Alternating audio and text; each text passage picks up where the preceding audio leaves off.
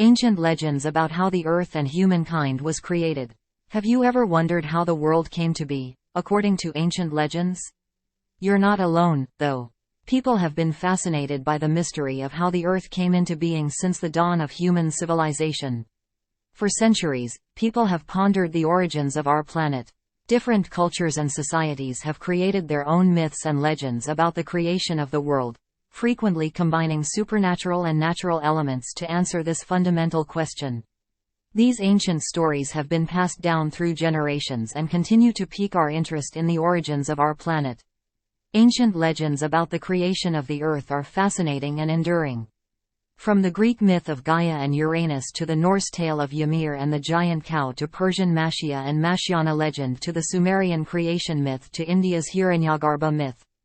Cultural beliefs and myths about the creation of the world becomes clear because they all offer a glimpse into the rich and varied ways to see things. However, in this video, we'll take a journey through two of the most fascinating and enduring ancient creation legends, the Chinese creation stories and Jehovah's work according to the Bible.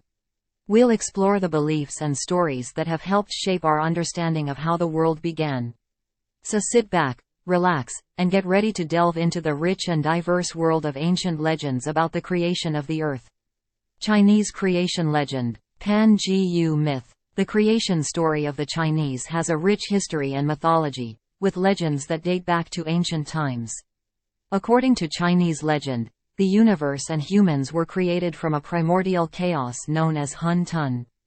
Pan-Gu emerged from the chaos as an egg, and he burst forth, shattering the egg and bringing light and life to the universe. He stood between the universe's two opposing forces, yin and yang. A massive creature with two horns, two elongated tusks, pointed teeth protruding from the mouth, and a hairy body that towers over other creatures and humans. He divided heaven and earth with his body, fixed the sun, moon, stars, and planets, and divided the four seas. To shape the earth, he carved out valleys and stacked mountains. Pan-Gu's understanding of yin-yang, the unavoidable principle of duality in all things, made all of this possible. His body parts represent strength and ferocity, enormous power, and authority.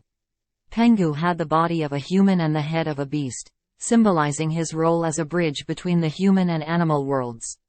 He's also known as Pan Kwei, Pa Kua, and Pan Ku.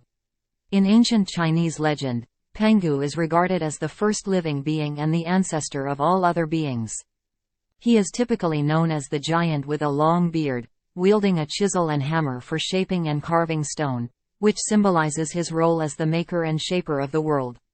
According to another legend, Pan-Gu emerged from chaos and created the world by separating the heavens and the earth. He is said to have spent 18,000 years doing this, with his breath turning into wind, his voice turning into thunder, his left eye turning into the sun, and his right eye turning into the moon. Pan-Gu continued to grow, and when he finished his work, he laid down to rest, and his body became mountains, his breath wind, and his voice thunder. His hair transformed into trees and his veins into rivers. His parasites evolved into animals and humans. Pan-Gu is frequently associated with the Taoist concept of the Tao, which is the ultimate reality and source of all things in the universe. Pan-Gu is a representation of the Tao's creation of the world through a process of cosmic evolution, according to Taoist belief. Pan-Gu represents Chinese culture and heritage. His story is well known in China, and it is frequently cited in literature, art, and popular culture. In addition, Pan-Gu is an important figure in Chinese folklore and ritual. He is frequently invoked in rituals to bring good luck and prosperity, and his legends and folktales are passed down through generations. Nuwa and Fuxi. In Chinese folk religion, the goddess Nuwa, also known as Nubwa, is the mother goddess and the creator of all humanity. Nuwa is depicted in Chinese mythology as part human, part reptile, with the body of a serpent and the head of a human woman. Her union with a serpent is significant because snakes have long been associated with fertility. She is formally called Huahuang in Mandarin, which means Lady Hua or Empress Hua. Here we describe major Chinese mythological legends about Nuwa, where she is both mother and goddess of nature, order, marriage, fertility, the creator and protector of humans, and a beast all at the same time. The Mother Goddess. Although Nuwa did not create the earth or the universe, she is described in one creation myth as the Mother Goddess who created humans from wet clay and imbued them with life. Nuwa wandered the earth alone at first. She sculpted beings in her own image from wet clay after seeing her own reflection in the water.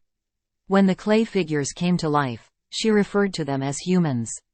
The humans she painstakingly handcrafted became royalty. When she got tired of hand-shaping the clay, she swung around a mud-splattered rope, and the clumps that fell off the rope became the peasants. The goddess of marriage. Nuwa was the first wife and mother in another creation myth, giving birth to humanity. The goddess Nuwa and her brother Fuxi were the only survivors of an apocalyptic flood in another creation myth. However, because they were siblings, they could not have children without divine permission. They built a fire atop two mountain peaks and watched the smoke rise.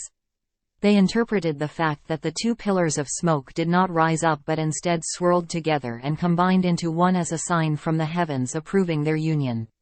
Nuwa and her brother Fuxi later married, becoming the parents of all humanity on Earth. The legend also tells of how Nuwa inspired marriage for her creation. She noticed that the newly created humans were lonely and needed companionship, so she tied a red string to the ankles of men and women who were destined to be together. This red string would bring the two people together, ensuring that they would find each other and marry. Hence, she established the institution of marriage and its associated traditions. Another myth about Nuwa. In another myth, Nuwa saved humans by repairing a schism between the heavens and the earth. When Gogong, the god of water, and Zerong, the god of fire, fought over who would rule the heavens, a legendary battle that ripped a hole in the sky, their wrath caused numerous fires and floods on Earth. Gongong eventually ripped a hole in the sky, causing suffering on Earth. Nuwa used the sky tortoise's legs and 5 multicolored elemental stones to repair the heaven pillars and the hole in the sky. This story, however, has 2 distinct endings. Nuwa dies from exhaustion after repairing the sky in one. In the other, she sacrificed herself to restore order to the heavens and earth by mending the sky. However, the repair was not perfect, causing the earth to tilt on an axis. In both stories, Nuwa makes a sacrifice to restore order to the world and save humanity. These legends demonstrate the significance of balance and harmony in the universe, as well as the role of powerful deities in the creation and maintenance of the world. They also emphasize the value of humanity and creation, whether it is the creation of humans from clay or the repair of the heavens after a great flood. Legends that have undoubtedly influenced Chinese culture and mythology for thousands of years and continue to inspire and amaze us today. Jehovah's creation story. The Hebrews' account of creation has had numerous interpretations over time. Some interpret it as a metaphor for the relationship between God and humans, while others consider it a literal account of how the cosmos was created. Whatever the interpretation, this creation legend has had a profound impact on how people think and behave. Jehovah is the one true God, according to the Hebrew Bible, who created the universe and everything in it for one singular purpose, His glory. The story begins in Genesis, where Jehovah created the earth and its inhabitants in 6 days and then rested on the 7th. He created something new on each of those 6 days. However, He had one mechanism for creating. Each day, He called forth whatever He wanted to create, and it became. God began the process of creating the universe by extending Himself and releasing His energy. This is simply because He was the personification of light. Everything in the universe, including water, is made of light, and scientists have confirmed that the universe continues to expand at the speed of light. On the first day, He separated light from darkness, resulting in day and night. On the second day, God created the firmament. This firmament separated the earth from the heavens. On day 3, He summoned 2 distinct things. One was the separation of land and water.